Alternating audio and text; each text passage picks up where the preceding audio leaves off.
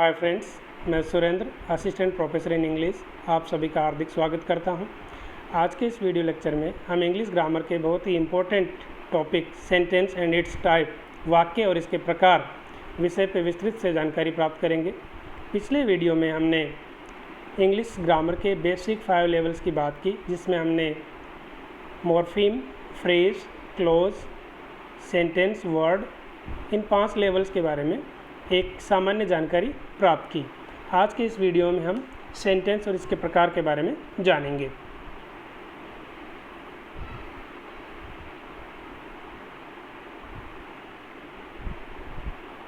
Sentence language is the major means by which we communicate and interact with one another. भाषा वह माध्यम है जिसके जरिए हम एक दूसरे से बातचीत करते हैं, एक दूसरे के साथ संवाद स्थापित करते हैं।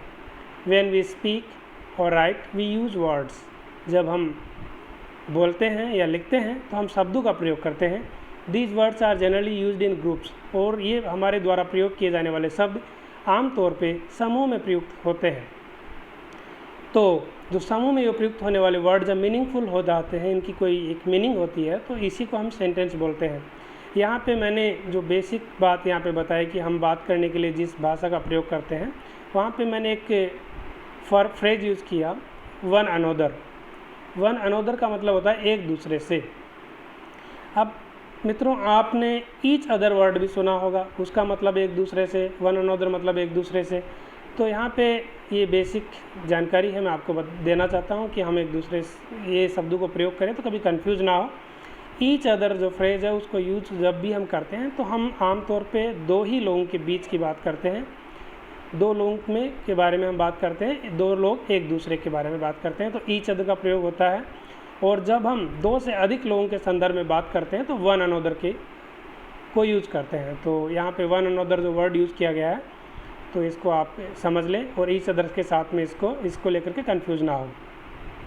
सो सेंटेंस की जो डेफिनेशन है वो है a group of words arranged in a manner which makes a complete sense is called a sentence. कल भी हमने पिछले वीडियो में भी हमने देखा था कि जो वाक्य है उसकी डेफिनेशन है कि शब्दों का वह समूह जो एक सही तरीके से नियोजित हो और उसकी एक कंप्लीट मीनिंग हमें मिले, तो ऐसे नियोजित समूह को हम सेंटेंस बोलते हैं। सेंटेंस की विशेषता ये है कि इसका जो बिगनिंग है वो कैपिटल लेटर से होती है और इसके एंड में हम या फुल स्टॉप या क्वेश्चन मार्क या एक्सक्लेमेटरी मार्क इत्यादि हम लगाते हैं।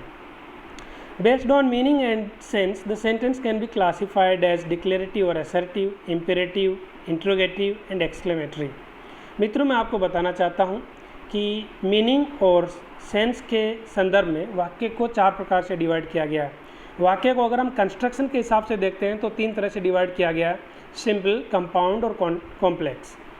तो हम पहले इसकी मीनिंग और सेंस के अकॉर्डिंग जो इसको 4 प्रकार से डिवाइड किया गया है उसको हम डिटेल से जानेंगे। 4 प्रकार हैं, डिक्लेरेटिव और assertive sentence, imperative sentence, interrogative sentence और एक्सक्लेमेटरी सेंटेंस। इसके दूसरी तरफ जब हम इसके कंस्ट्रक्शन के अकॉर्डिंग हम बात करते हैं, इसका जो कंस्ट्रक्शन है उसके अकॉर्डिंग सेंटेंस को डिवाइड करें तो 3 तरह से उसको डिवाइड किया जा सकता है। वो है सिंपल सेंटेंस, कंपाउंड सेंटेंस और कॉम्प्लेक्स सेंटेंस। तो सिंपल, कंपाउंड, कॉम्प्लेक्स से की तरफ बढ़ने से पहले हम ये जो मीनिंग और सेंस के अकॉर्डिंग सेंटेंस को 4 प्रकार से डिवाइड किया गया है उसको हम एक एक करके डिटेल से सीखेंगे, जानेंगे। मित्रों, मैं यहाँ पे एक चीज़ मेंशन करना चाहूँगा कि ह्यूमन नेचर है, मानव स्वभाव है, ह्यूमन ब्रेन जो है चीज़ों को सिंपल टू कॉम्प्लेक्स मैनर में बड़ी आसानी से एक्सेप्ट करती है। हम किसी चीज़ को सबसे पहले आसान चीज़ को सीखें, उसके बाद धीरे धीरे जो लेवल है उसका अंडरस्टैंडिंग डिफ़िकल्टी लेवल है उसको बढ़ाते जाए धीरे धीरे, तो हमारी ब्रेन उसको आसानी से ले लेती है। अगर हम शुरू में ही कॉम्प्लेक्स चीज़ें सीखने के लिए लेकर बैठते हैं तो हमारा माइंड कभी कभी उन चीज़ों को एक्सेप्ट नहीं करता है। इसी चीज़ को ध्यान में रखते हुए मैंने पहले सेंटेंस के मीनिंग के अकॉर्डिंग और सेंस के अकॉर्डिंग उसके जो प्रकार हैं उसको यहाँ पे लिया है, जिससे हम सेंटेंस के मीनिंग के अकॉर्डिंग जो टाइप्स हैं उसको ठीक से समझ सके। इसके बाद हम इसके कंस्ट्रक्शन के अकॉर्डिंग जो इसके 3 टाइप्स हैं उसकी तरफ आगे बढ़ेंगे। सबसे पहले हम बात करते हैं डिक्लेरेटिव और असर्टिव सेंटेंस की। द सेंटेंस विच डिक्लेयर्स और assets A statement, feeling, opinion, incident, event, history or anything is called an assertive sentence. ऐसा वाक्य जो हमें किसी चीज़ को बताता है, असर्ट करता है, असर्ट मतलब दृढ़तापूर्वक किसी चीज़ को बोलना, डिक्लेयर करना मतलब स्टेटमेंट के तौर पे उसको रखना किसी के सामने। तो ये एक स्टेटमेंट भी हो सकता है, दृढ़तापूर्वक कही गई ये बात स्टेटमेंट भी हो सकती है, किसी की फीलिंग भी हो सकती है, ओपिनियन राय भी हो सकती है, इंसिडेंट किसी घटना के बारे में भी कोई बता सकता है, इवेंट कोई कार्यक्रम हुआ उसके बारे में बता सकता है, हिस्ट्री इतिहास की कोई घटना भी हमें बता सकता है, और एनीथिंग और कुछ भी ऐसी चीज़ जो एक स्टेटमेंट के तौर पे, एक डिक्लेरेशन के रूप में, एक असर्शन के रूप में उभर के आए, वो हमें बता सकता है। और ऐसे सेंटेंस को हम असर्टिव सेंटेंस कहते हैं। यहाँ पे ध्यान देने वाली बात यह है कि an assertive sentence can be either affirmative or negative. मित्रों, इस चीज़ को बड़े ध्यान से हमें समझना होगा कि असर्टिव सेंटेंस अफर्मेटिव अर्थात सकारात्मक भी हो सकता है और नेगेटिव नकारात्मक भी हो सकता है। जैसे कि आई लाइक मैंगोज़, मैं आम पसंद करता हूँ, एक असर्टिव सेंटेंस है। इसके विपरीत दूसरा सेंटेंस में बोलूँ I do not like mangoes, मैं आम पसंद नहीं करता हूँ, ये भी एक असर्टिव सेंटेंस ही है। अर्थात असर्टिव सेंटेंस अफर्मेटिव भी हो सकता है और नेगेटिव भी हो सकता है। ईजी मित्रों, यहाँ पे मैं पिछले वीडियो में मैंने ईजी वर्ड यूज़ किया था, एक एब्रीविएशन है E.G. एक एब्रीविएशन है। मैं इसको क्लियर करना चाहता हूँ, इसकी फुल फॉर्म क्या है, इसकी मीनिंग क्या है। EG is the abbreviation for the Latin phrase एग्जाम्पली ग्रेटिया, मीनिंग फॉर एग्जाम्पल। मैं आपको बताना चाहता हूँ कि ईजी जो है लैटिन वर्ड एग्जाम्पली ग्रेटिया की एब्रीविएशन है, छोटी फॉर्म है, संक्षिप्त रूप है एग्जाम्पली ग्रेटिया, और जिसका अंग्रेजी मीनिंग होता है फॉर एग्जाम्पल, और हिंदी में देखें तो उदाहरण के लिए। तो आप इस चीज़ को लेकर के कंफ्यूज ना हो, एक नई चीज़ शायद आपको सीखने को यहाँ मिली है। EG एक एब्रीविएशन जिसकी फुल फॉर्म है एग्जाम्पली ग्रेटिया और मीनिंग है फॉर एग्जाम्पल। तो हम इसके उदाहरण देखते हैं डिक्लेरेटिव सेंटेंस के।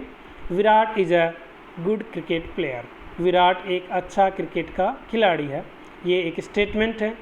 तो ये एक असर्टिव और डिक्लेरेटिव सेंटेंस है। ही प्लेज विद पैसन, वह जुनून के साथ खेलता है, मनोयोग के साथ खेलता है, ये भी एक स्टेटमेंट है, एक डिक्लेरेशन है, एक असर्शन है, इसलिए ये भी एक डिक्लेरेटिव और असर्टिव सेंटेंस है। द स्काई इज़ ब्लू, आकाश नीला है। सी इज़ 10 years old, वह 10 साल की है। He wanted to play football, वह फुटबॉल खेलना चाहता था। यहाँ पे हमने देखिए पास्ट टेंस की बात की, हिस्ट्री की बात की, वह फुटबॉल खेलना चाहता था। ये इतिहास की बात है, हिस्ट्री की बात है। तो हमने इसकी डेफिनेशन में भी देखा कि हिस्ट्री की कोई बात अगर हम बोलते हैं स्टेटमेंट के तौर पे, डिक्लेरेशन के तौर पे, असर्शन के तौर पे, तो वो भी एक डिक्लेरेटिव और असर्टिव सेंटेंस ही होगा। टेंस का इस पर कोई प्रभाव नहीं पड़ता है। तो मैं विश्वास करता हूँ कि डिक्लेरेटिव और असर्टिव सेंटेंस क्या होता है ये आप ठीक से समझ गए होंगे। हम आगे बढ़ते हैं दूसरे प्रकार के वाक्य की तरफ। दूसरा जो अपना सेंटेंस है वो है imperative sentence. Imperative sentence a sentence that expresses a command, request, entreaty, desire on an instruction is called an imperative sentence. जब हम इम्पेरेटिव सेंटेंस की बात करते हैं तो इस प्रकार के जो सेंटेंस हैं वो हमें कमांड अर्थात आदेश, रिक्वेस्ट निवेदन, एंट्रिएटी अनुनय विनय, डिजायर इच्छा और एन इंस्ट्रक्शन और किसी दिशा निर्देश की बात करते हैं। ऐसे वाक्यों को हम इम्पेरेटिव अर्थात आदेशात्मक वाक्य कहते हैं।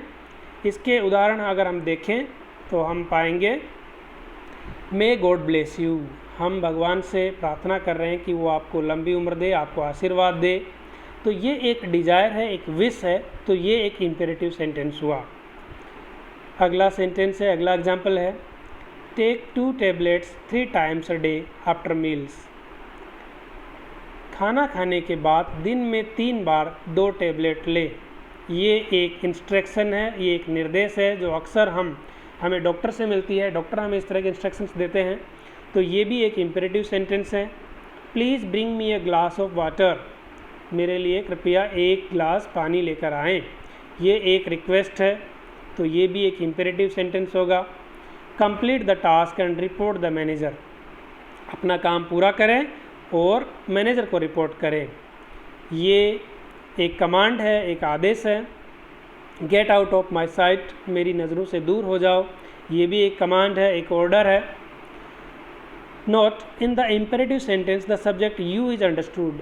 अब आपने देखा होगा कि इन वाक्यों में यू का प्रयोग न के बराबर हुआ है, तो इन इम्पेरेटिव सेंटेंसेज में यू जो है सब्जेक्ट के तौर पे एक अंडरस्टूड होता है। जैसे please bring me a glass of water, मेरे लिए कृपया एक गिलास पानी लेके आएँ, तो आपके सामने जो वक्ता है उसके सामने जो भी व्यक्ति बैठा उसके लिए यू वर्ड यूज़ किया गया है, लेकिन यहाँ पे वो हमारे सामने ये इसमें सेंटेंस में नज़र नहीं आ रहा, बट वो अंडरस्टूड है कि जो व्यक्ति है उसको कहा गया है कि आप एक गिलास पानी लेकर आएँ। तो इस तरीके से जिन वाक्यों में हमें कोई आदेश, कोई अनुनय विनय, कोई निवेदन, कोई इच्छा, कोई निर्देश की बात, कोई सेंस नज़र आता है, तो ऐसे वाक्यों को हम इम्पेरेटिव सेंटेंस कहते हैं। तो अब हम आगे बढ़ते हैं तीसरे प्रकार के वाक्य की ओर। बहुत ही आसान है, आप लोगों ने सुना होगा, इंटेरोगेटिव सेंटेंस। इंटेरोगेटिव सेंटेंस यानी प्रश्नवाचक वाक्य। कोई भी ऐसा वाक्य जो हमें सवाल पूछता है, प्रश्न करता है, वही इंटेरोगेटिव सेंटेंस होता है। ए sentence that asks a question, कोई भी वाक्य जो हमें सवाल पूछता है, is called an interrogative sentence, तो वो एक प्रश्नवाचक वाक्य होता है। एन इंटेरोगेटिव सेंटेंस में begin with a WH word. तो यहाँ पे हमें ध्यान देने योग्य बात यह है कि इंटेरोगेटिव सेंटेंस जो है वो WH वर्ड से शुरू हो सकता है। तो WH वर्ड क्या है? जो वर्ड्स हमें कोई क्वेश्चन करते हैं, व्हाट, क्या, विच, कौन सा या कैसा, वाई, क्यों, व्हेन, कब, वेयर, कहाँ, हाउ, कैसे, हूँ, कौन, हुम, किसको, इत्यादि जितने भी वर्ड हैं इनको हम WH वर्ड के नाम से जानते हैं। तो कोई वाक्य जब ये WH वर्ड से शुरू होता है और या फिर एन ऑक्सिलरी वर्ब या फिर किसी सहायक क्रिया से शुरू होता है, जैसे कि is, am, are, do, does, was, were, will, shall इत्यादि, तो ये सेंटेंस जो हैं अक्सर और वो इंट्रोगेटिव सेंटेंस होते हैं और ये हमें प्रश्न करते हैं। जैसे कि उदाहरण के तौर पे हु आर यू, आप कौन हैं? एम आई करेक्ट, क्या मैं सही हूँ? वेयर इज़ द मार्केट, बाज़ार कहाँ है? डू यू लाइक मैंगोज़, क्या आपको आम पसंद है? वेयर डज ही स्टडी, वो कहाँ पढ़ाई करता है? तो इस तरीके से हमने देखा कि हूँ, वेयर और तीसरा लास्ट वाला भी वेयर, ये तीन वाक्य WH वर्ड से शुरू होते हैं। एम और डू ये दो ऑक्सिलरी वर्ब्स हैं जिनसे दो वाक्य शुरू हुए हैं। तो इस तरीके से हमने देखा कि एक इंट्रोगेटिव सेंटेंस या तो WH वर्ड से इसकी स्टार्टिंग होगी या फिर किसी ऑक्सिलरी वर्ब से, और इसके एंड में हमेशा एक इंट्रोगेटिव मार्क प्रश्नवाचक चिन्ह आता है जो कि सभी वाक्यों में आता है। जितने भी प्रश्नवाचक वाक्य हैं उन सब के अंत में इंट्रोगेटिव मार्क आता है, तो इससे हम इसको पहचान सकते हैं कि ये एक प्रश्नवाचक वाक्य है। तो इंट्रोगेटिव सेंटेंस को आपने अच्छे से समझ लिया होगा। अब हम आगे बढ़ते हैं चौथे प्रकार का जो वाक्य है एक्सक्लेमेटरी सेंटेंस की ओर।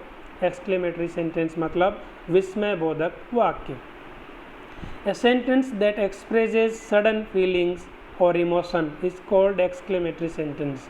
एक ऐसा वाक्य जो हमारी ऐसी भावनाएं जो अचानक उभरती हैं, मनुष्य जब नॉर्मल कंडीशन में रहता है तो उसकी फीलिंग्स अलग होती है, लेकिन अचानक उसको कोई दुख भरी बात बोल दे या कोई खुशी की बात बोल दे तो उसकी फीलिंग्स चेंज हो जाती है, उसके इमोशंस चेंज हो जाते हैं और उसके बोलने का तरीका और हाव भाव भी बदल जाता है।